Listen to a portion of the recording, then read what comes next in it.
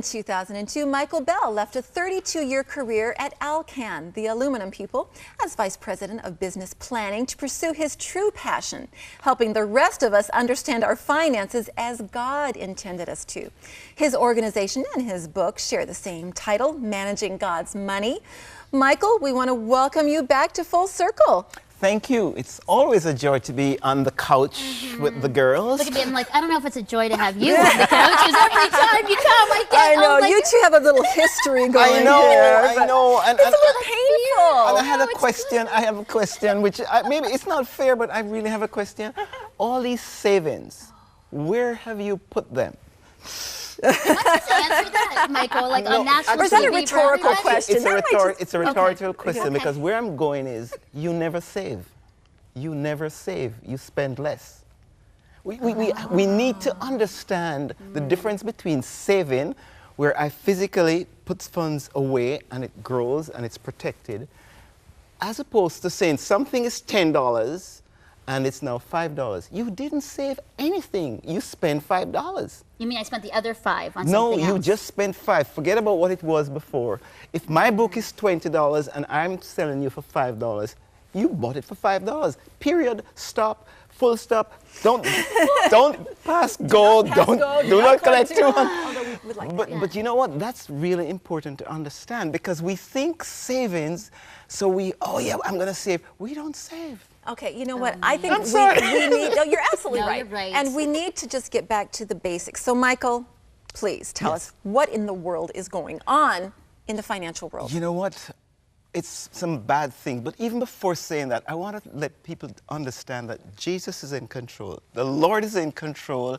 Nothing is surprising him. He knows what's going on. But it's really messy. In Europe, it's a real huge problem. The pigs, Portugal, Ireland, Greece, Spain are in really bad trouble. And now France might be in trouble. So what is going on internationally is affecting us here.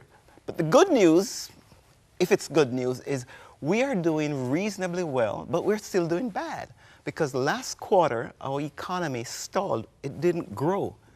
And technically, if we have another quarter like that, technically they'll say we're in a recession. I don't think that's going to happen, but it's slowing. So in the States, right now, it's a huge challenge. And my own personal view, having lived in Japan, having worked in Japan, having followed the Japanese situation, we are in for a long ride of slow or no growth. And it's very simple. Why? People extended themselves. People spent what they didn't have to buy what they didn't need. And now, unfortunately, it's a word called consequences. We have to take some time to rebuild. And governments are not allowing that. I think what's going on in the States is it's the wrong direction. What they're trying to do is to give people more money to spend.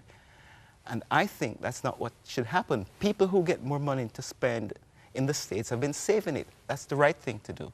So savings in the States have been going up. Spending has been going down, as it should. What I think should happen is the money should go into business.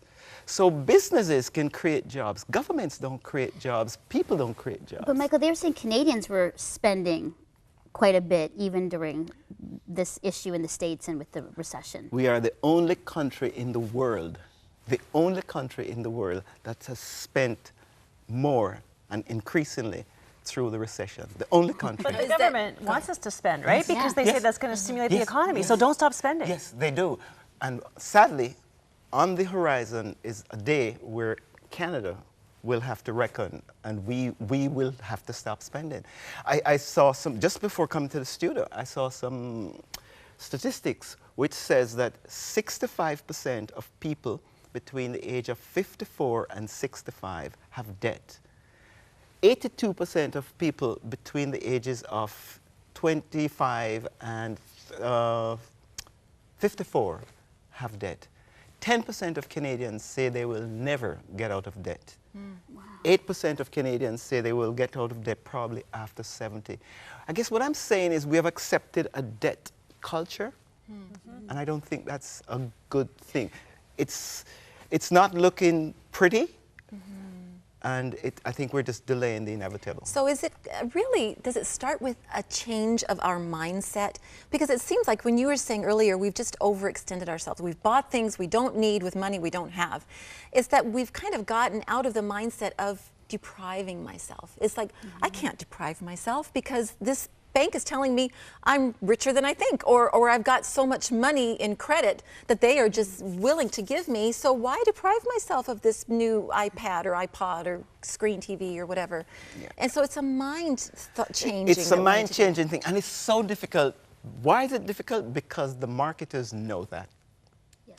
So, for example, your toothpaste. Yes, my toothpaste. Bonus, wow. Bonus toothpaste, yes. The marketers said, you know, there's Ann Mintz, and she's gonna come, she's coming and she loves bonus. And come on down, and you get it. There's a book called Predictably Irrational, and the key thing that this book leaves you with is that free sells. The word free. So all they have to do is to increase the price, but say it's 2 for 1, because we don't average. We don't say if it's 2 at $10, actually it's $5 each. We don't do that. We say 1 is free. Let's go. But I think the other question, though, becomes like, with what Ann's saying is the whole need and want. Because I think sometimes I've interchanged those things where I need it, but maybe it's really a want, or I want it. Like, you know what I mean? Like that kind of language. And then I justify my purchases in my head by that. It is too easy to get money. It is too easy to get money. You know, people say, well, you need a good credit rating. You don't need anything. All you need to be is to be alive. You need to be breathing, and you get money. It's very, very easy. You know, that you're richer than you think. There's a bank which says you, in my mind, use your ATM as, your house as an ATM. Basically, they're encouraging you to borrow to buy consumable items. So then you never pay off your mortgage. Yeah, no, that's a slippery slope. Well, there's a school of thought that's being developed which says your mortgage should sort of become like a reverse inheritance. I've heard of that. Yeah. The reverse mortgage. Yeah, you hear about that all the time. No. Beyond that, in other words, you leave the mortgage for your kids. You leave the mortgage. Oh. In other words, you will never pay. People, what they're saying is start accepting the fact that you'll never pay off your mortgage. And the whole idea of paying off your mortgage is that when you're in retirement, you're living off your RSPs or government pension or whatever, you don't have the same expenses because your house is paid for. Right.